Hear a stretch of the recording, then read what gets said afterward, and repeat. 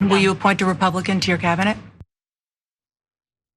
CNN has released a snippet or several snippets of their sit-down interview with Kamala Harris and her running mate, Tim Walz. Now, of course, Dana Bash is the anchor at CNN who is going to conduct this interview, and before it airs, we have some clips to show you. So we're going to get back to how Harris answers that question about whether she would work with a Republican in her administration. But first, one of the questions that Bash asked about centered on Kamala Harris's values. Take a look. Generally speaking, how should voters look at some of the changes that you've made, that you've explained some of here in your policy? Is it because you have more experience now and you've learned more about the information? Is it because you were running for president in a Democratic primary? And should they feel comfortable and confident that what you're saying now is going to be your policy moving forward? Dana, I think the most important and most significant aspect of my policy perspective and decisions is my values have not changed. You mentioned the Green New Deal. I have always believed, and I have worked on it, that the climate crisis is real, that it is an urgent matter to which we should apply metrics that include holding ourselves to deadlines around time. We did that with the Inflation Reduction Act. We have set goals for the United States of America and by extension the globe around when we should meet certain standards for reduction of greenhouse gas emissions, as an example. That value has not changed. Hey, don't scroll away. Come back. Because before the video continues, we just want to urge you to lend your support to TYT. You power our honest reporting. You do it at tyt.com/team, and we love you for it. So she, starts off answering that question by focusing on climate policy, and she says that her values have not changed. What did you make of that answer, Cenk? Yeah, it's a good, savvy answer that's not really true. So look, guys, politicians change their policies based on the times. So is Kamala Harris a very standard politician? Yes. Did she say that she was for Medicare for all, whether she believed it or not, when she thought it was popular in 2020? Yes. Is she now against it because it's no longer popular, in her mind at least? The polling shows it's still popular, but these knuckleheads in Washington think, oh no, everybody in Washington doesn't like it. So has she changed it because of that? Yes, definitely. So what's your value? Is it universal healthcare or not universal healthcare? Which one is it?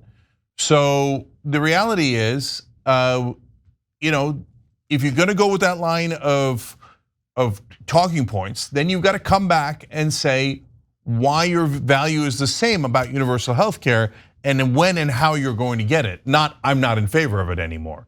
So I don't really believe her. By the way, Anna, I think the optics of the double interview with her and Tim Walz is terrible. Yeah, and people are getting on our case for, in my opinion, just stating the obvious. People will argue, well, no, it's commonplace for every presidential ticket to have a sit-down interview with both individuals involved. That is true, that is a tradition. In a situation in which the front runner, right, the top of the ticket, in this case it would be Kamala Harris, actually gave other sit-down interviews on her own, by herself. Yeah, look, guys, just know this going forward for today and for the rest of the election coverage. I'm not interested in blue or red MAGA. I'm not interested in dealing with your emotional needs, okay? So people may do double interviews. Trump and Vance did one, I tore it apart, right? But is that when you're looking for the main interview, the first interview she's gonna do after all this hype about how she's not doing interviews, then she uses Tim Walz as a crutch. It doesn't look good for Kamala Harris. Thank you. And by the way, if you're blue MAGA, do you understand that when you say, hey, things could be better if she did it this way, that's not trying to hurt her. That's trying to help her. Like, hey, but if you want to say, hey, do it the dumb way. Oh, I bet that'll help. Whichever way's the dumbest way that's gonna cost her votes, please do it that way. As long as she said it, oh, rah, rah, rah. Your rah-rahs do not help. Objective reality and how to win an election helps, okay? If you think that's bad, wait till you get a load of what I'm gonna say about Red MAGA later in the show.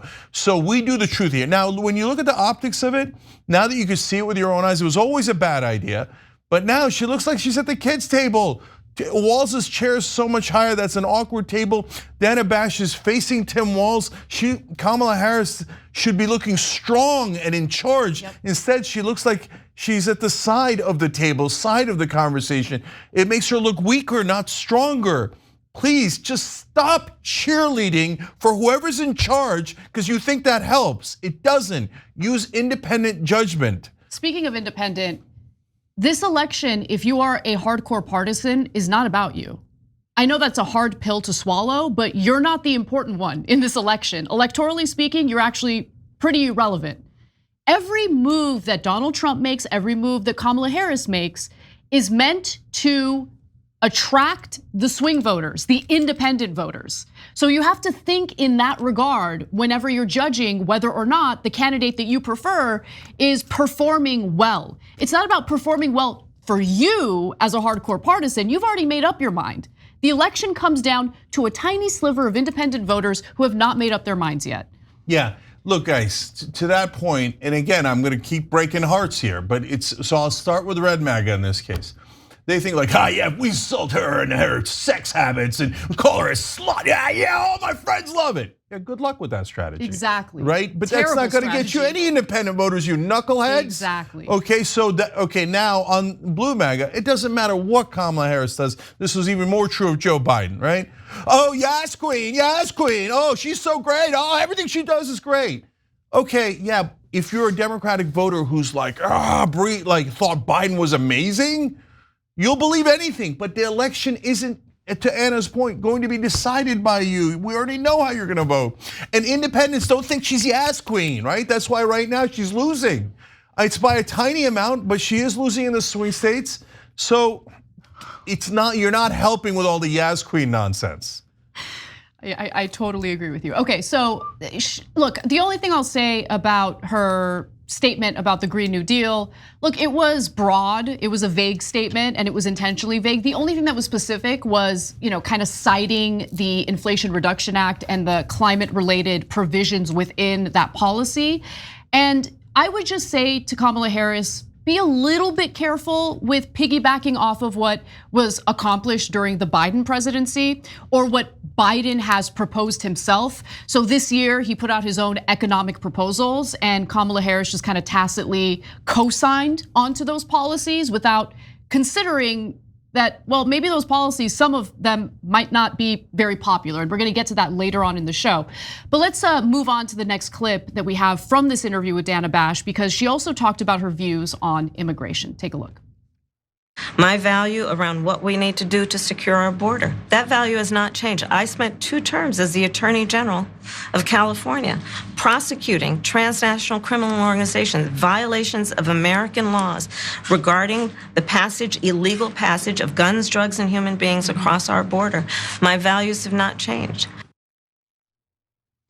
So she's, putting out a pretty, I wouldn't say conservative message on immigration, but certainly a little more hardcore on stopping undocumented immigrants from entering the country, stopping human smuggling, stopping drug trafficking, all of that. I personally think that is a good message, but I'm curious what you think, Cenk. And do you think that this is a value that has also shifted? So she's in a super tough spot here because they blew it on immigration for a long time. And this one's inarguable because not only the numbers go sky high, we saw the numbers, don't argue with numbers. You sound like MAGA if you argue with numbers. But now it's come down a little bit. But one, they got stuck with that. And 2, now their response is, oh, we're gonna do Trump's policy. It's not a great look any way you cut it. So she doesn't have a good answer here. So in that context, the answer she gave is fine. Mm-hmm. She's pointing out her previous good work on the border as a prosecutor, et cetera. And she went after some of the worst people who crossed the border. And she's saying, look, I still believe that. A lot of people won't be satisfied with that answer because of what we saw in the last 4 years and et cetera. But it's as good an answer as she can give, so I don't mind it. Yeah, and I think that she messaged on immigration a little more successfully during her DNC speech. And because she focused on, look, we need a pathway to citizenship, and I agree with that. I mean, our immigration system is broken and it's incredibly difficult to enter the country and become a citizen legally. And so focusing on that is important, but also communicating that you're not just going to allow the type of situation we had in the country, last December, for instance, where the border was out of control. Remember, guys, Biden actually did implement an executive order after Donald Trump crushed the Senate bill that was seeking to reform immigration, right? So Biden's moves, that executive order is what led to a significant decrease in the number of people trying to enter the country illegally. So if she wants to maybe focus on that, that could also be helpful. But this is the one area where I believe her. I actually believe that she does want to do something about immigration.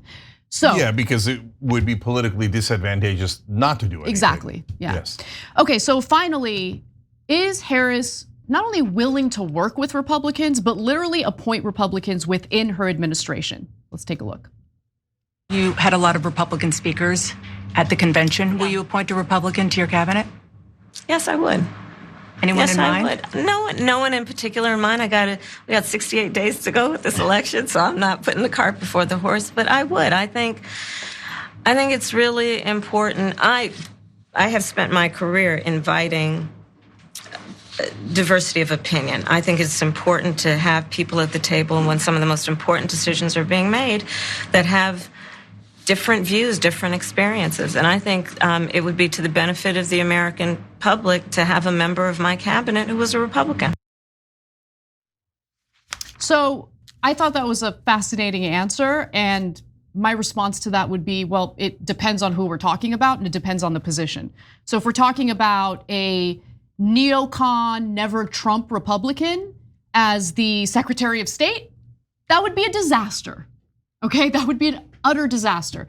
But what do you think about this, Cenk? Yeah, so it definitely depends, but overall, I hate the framing. And so I actually want to go to a couple of members here who made good points, and then I'll explain what I mean. Rainbow Bright said, every time there's a Democrat running for any office, CNN constantly asks about working with the Republicans or putting Republicans in their administration. That's exactly right? I love how smart and educated our audience is.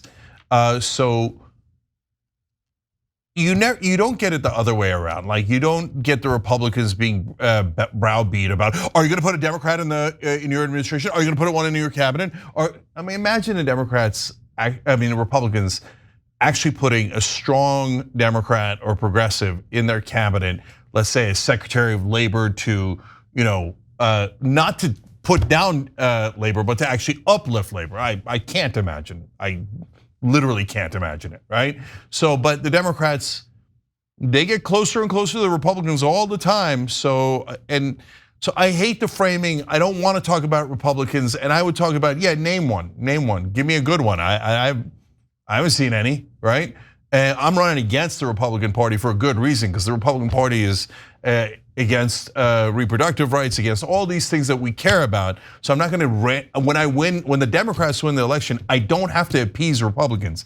Now look, you're a president for everyone. That's a different thing. That's about the voters and not these politicians.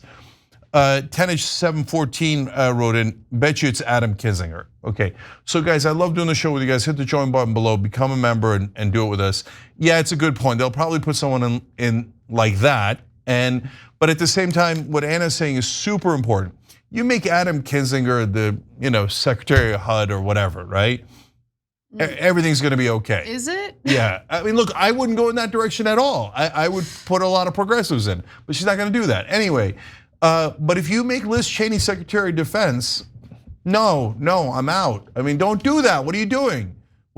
So it totally depends on which direction you go.